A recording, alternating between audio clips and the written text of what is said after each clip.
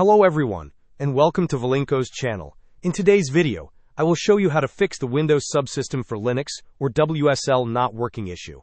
And now let's get started.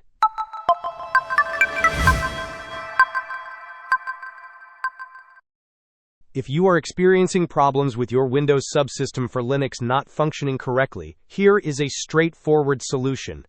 Begin by opening the Windows search bar and typing Windows Features.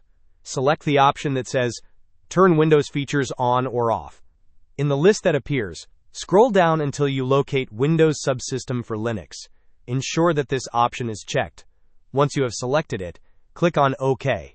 The system will then take some time to search for and apply the necessary files to enable WSL. Following this process should resolve the issue and allow you to use WSL successfully. Hope this was helpful. Don't forget to like and subscribe if you enjoyed. As always, thanks for watching and I will see you in the next video.